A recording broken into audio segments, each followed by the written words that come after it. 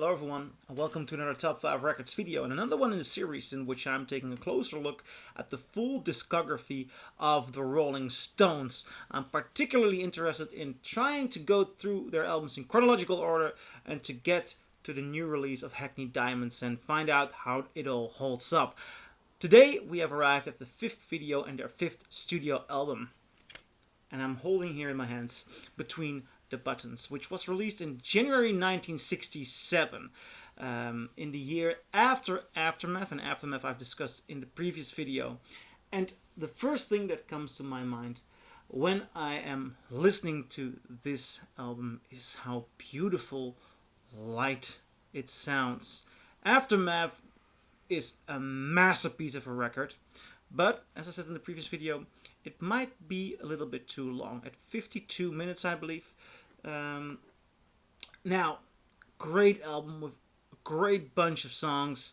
Between the Buttons is an odd one out. At least that's always the way I experienced it. Now, I've just listened to the 2016 mono version, which was released in the mono box. And I have made some comments about the mono box in the other videos. Well, I put this one on and I put the volume loud enough. These records are pressed very low, but it's a beautiful, gorgeous listen. Seriously, the mono box, the 2016 mono box. I haven't listened to the recent mono box because I've heard there are quality differences, but the 2016 mono box, it sounds pretty good. But turn the volume way up. In the other videos I have given the preference to the original UK ones. I don't have any original UK of this one, so I listened to the 2016 mono version, and I've really enjoyed listening to this album once again. Let's start off. This record has a great opener. I think Yesterday's Papers is a very good song. There are a lot of other good songs. I really like Connection. And I really enjoy Something Happened to Me Yesterday. But, and here it comes. Comparing this one in their in the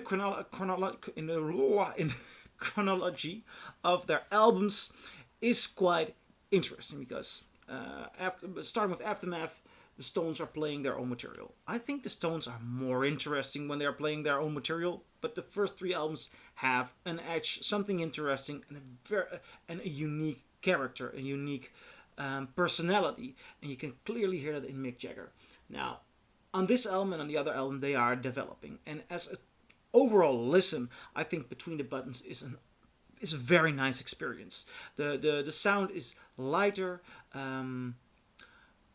more frivolous, yeah, I'm going to use the word frivolous, and happy, cheerful, although the cover art suggests some kind of avant-garde-ish attempt, which it clearly is not. It's a very nice, beautiful, light album, but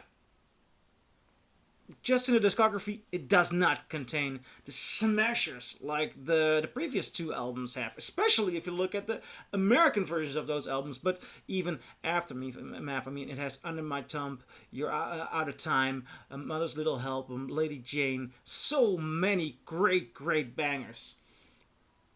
This one, yeah, I think Yesterday's Papers is the banger, and it's an awesome song, but it's not one of those records that's songs that will stay with you until the end of time and be an epic in the career of the Rolling Stones. It's just a very nice album. No bad songs, no brilliant songs. Are there deep cuts? Yeah. Perhaps Connection might be a deep cut. Yeah. Perhaps Yesterday's Paper might be a deep cut. But then again, I believe that was a hit single, so it doesn't count as deep cut. It's just a very nice album. What's more to say about that? So, what do you think? Do you agree?